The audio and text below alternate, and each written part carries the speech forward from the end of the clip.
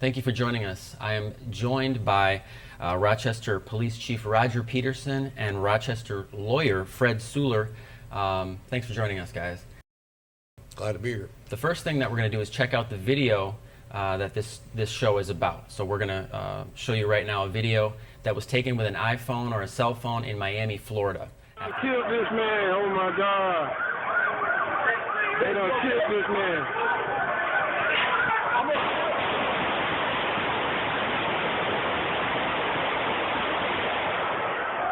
Oh my God, he got to be dead now. He dead now. If that ain't dead, he dead now. If that ain't dead, he dead now, bro. That ain't dead, he dead. Chief Peterson, when you saw this video, what were your initial thoughts? Well, I think, obviously we're pretty entrenched into video and different video sources, documentation and stuff. And we have a tendency to believe that when we see a video of any given incident that we're seeing everything that happened. And the video probably demonstrates pretty well what you lack in that. It's one perspective, doesn't necessarily give you the whole story, of course doesn't tell you what happened before or what happened after. So it highlights the value of video. At the same time, it also underscores some of the gaps that it creates in the perception. Okay, and Fred, what did you think? Well, I also have an iPhone, and I guess from time to time I've videoed certain things that were going on, whether it's a school event or something like that, and I'm also aware, based on my own experience, that there are some limitations to that technology in terms of quality of picture, quality of sound.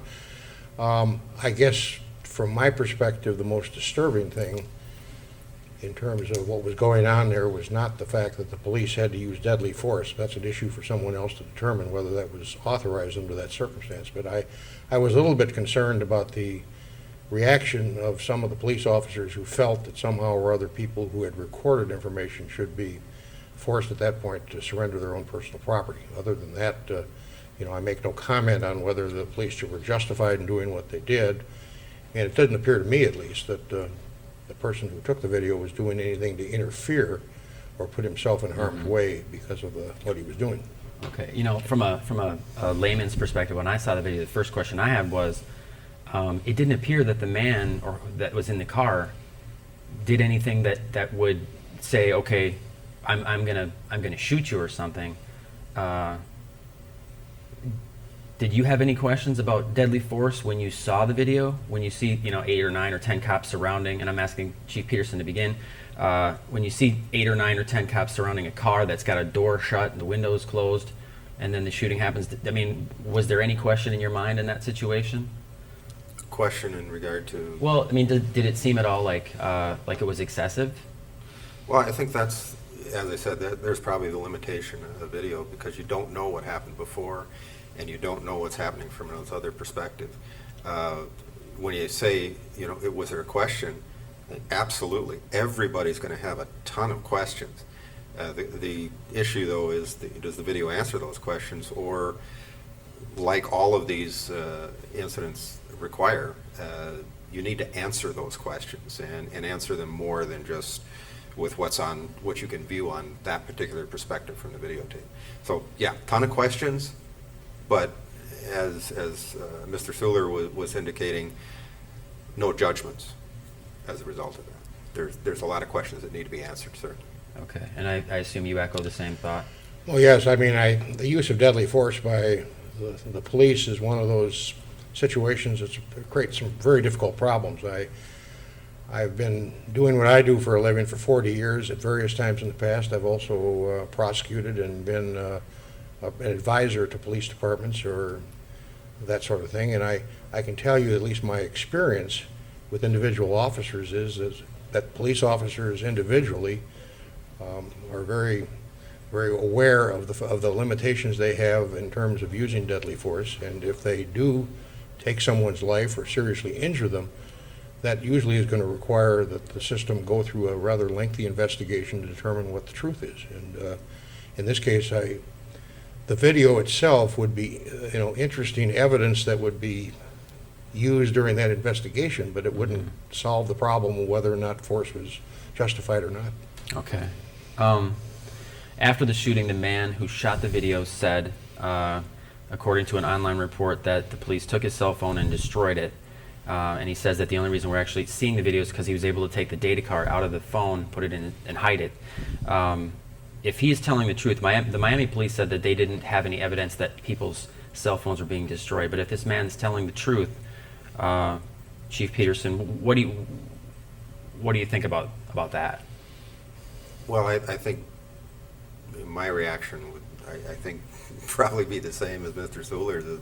There's no justifiable reason for what in this case would be evidence being destroyed. Whether it was exculpatory or inculpatory evidence, it's still evidence.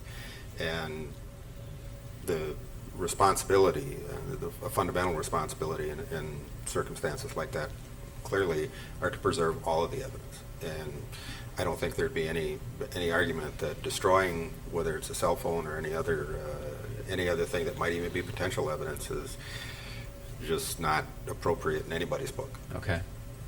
I agree. It's somebody's personal property. The police have a limited right to seize that property without some form of due process. There may be situations where the police have to take something right now because otherwise, if they didn't, it would disappear. And I think the courts have recognized that exigent circumstances, so-called, sometimes justify that. But When you say take something, you're talking about taking the phone? well, yeah, it becomes a Fourth Amendment problem in the sense that you're basically seizing someone else's property without a warrant. But if it's information, if it's evidence of a crime or evidence that would basically assist in an investigation, I think the police have the right to seize it under some circumstances. Otherwise, they might have to wait and get a judge to issue an order that they can have it. But in any event, as Chief Peterson said, there's no particular rationale that I can think of that would justify destroying it. That would be an obstruction of legal process to some degree. Do you think citizens should be allowed to videotape and record anything they see in public with regard to police officers? I can't think of a circumstance where that would reasonably be prohibited. I think the key words are in public. We operate on a standard that what you knowingly expose to the public is appropriate or fair game for us to record for evidentiary purposes, and I can't imagine that standard would be different for the public as it applies to the police. Are there any situations where